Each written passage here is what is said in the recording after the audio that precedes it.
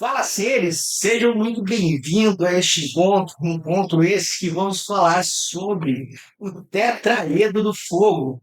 Mas, para você que está chegando, que não me conhece, meu nome é Augusto, e eu vou estar aqui junto nessa luta sobre o conhecimento, uma constante. Mas, enfim, serei esse seu guia desta jornada. Claro, de altíssima performance. Hoje, nós vamos entrar no porquê nós gostamos da profissão, né? A maioria das pessoas. Então, a gente fala do tetraedro do fogo, a gente fala da química, a gente fala da física, focando absurdamente nesse contexto, tá? Vou entrar um pouquinho mais a fundo para que possamos entender a complexibilidade em que há, perdão, quando silencio, a complexibilidade que há em assuntos que parecem ser simples, mas simples é a forma em que foi encontrada para nos passarmos. Como, por exemplo, o triângulo do fogo. Essa é a forma mais fácil que a gente tem para ensinar a pessoa como que funciona o fogo. Por quê?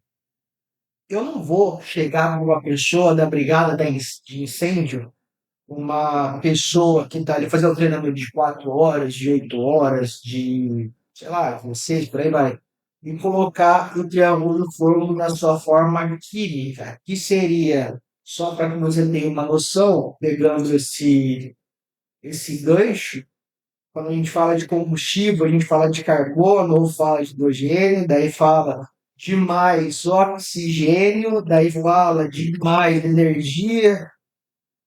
Não, deixa eu chamar mais energia de ativação. Tudo isso gera uma reação. Sempre quando você vê essa flecha numa forma como essa, ou uma fórmula química, significa reação.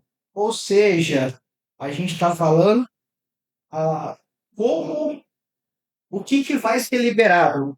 Então vamos lá, vai ser liberado CO, monóxido de carbono, vai ser liberado também CO2, que é o dióxido de carbono. Claro, produtos da queima, mas é só dióxido de carbono? Não, porque se fosse só dióxido de carbono, nem fogo ia ter. Tá? Mas ele é um produto da queima também. O CO, a gente precisa ter cuidado, que altas concentrações ele é inflamável. Claro, você já sabe disso. Mas vamos entrar em breve nesses pequenos detalhes. O monóxido de carbono, na verdade, ele em grandes quantidades, proveniente dos gases que estão acumulados no local, vai gerar uma explosão. Então é por isso que você vê explosão em um cômodo. Tudo isso aí é fruto disso aqui. Então isso aqui vai vir primeiro, né? Tá, a equação, aí vai vir a reação, beleza. E o que vai gerar? Ah, vai gerar CO, vai gerar cianeto, vai gerar água, vai gerar não sei o quê. E aí é utilizado os agentes extintores para que interfira nessa, nessa reação aqui, ó, que é simbolizada por essa flecha.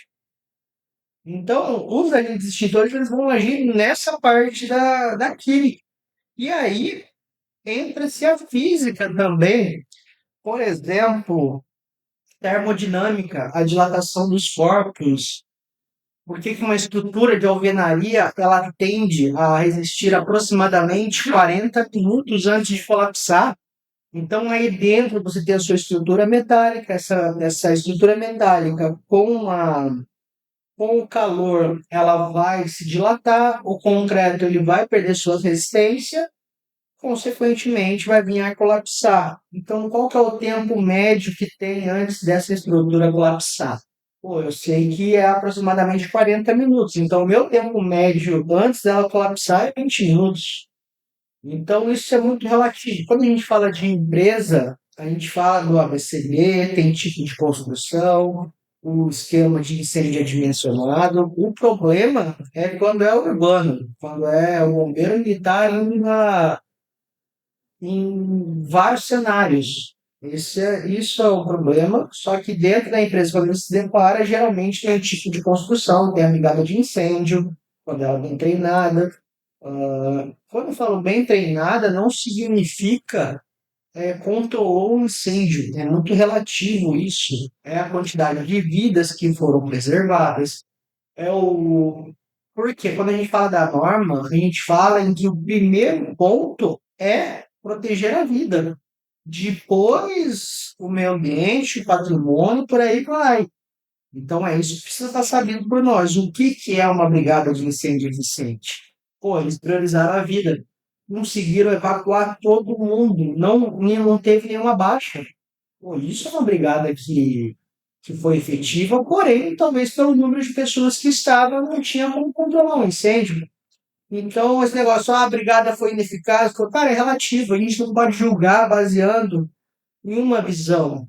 Então, aí eu gosto daquele termo que é cosmovisão ou mundividência, que cada um vai ter a sua. Ou seja, você foi criado, moldado, baseado na sua cultura, baseado na sua educação, baseado nos seus pais, baseado na sua mãe, baseado em N fatores que fez com que você tenha essa característica de conseguir identificar de uma forma, a outra pessoa de outra forma. Então, não existe um certo ou um errado, não existe um. A gente precisa saber, e de fato aconteceu. O certo e o errado, eu não digo, nós falando sem ter o conhecimento da causa. Ah, a brigada foi ineficiente. Não, às vezes não. Às vezes priorizaram. Então é isso que eu quero ter em mente. Primeiro, tenhamos essa percepção de interpretar de forma ampla, usar o será. Se for fazer uma investigação de causa de incêndio, será, por quê? Se for fazer a probabilidade, então tudo isso hoje é calculado, todos esses riscos. Enfim, e tudo isso por conta do tetraedro do fogo. E voltando para a aula de química, aquela lembrança que você deve ter tido das aulas de química, eu prometo que eu não vou falar nada de como era no colégio. Eu vou tentar mostrar para vocês de uma forma muito mais fácil, de uma forma muito mais atrativa, para que você consiga entender através da visão o que ocorre, as coisas, como ocorrem as coisas nítidas. Então, isso que é o intuito. Porque o básico qualquer um faz. Então, vamos na diferença. Como? Lá na espinha dorsal, lá na molécula do incêndio. Tá?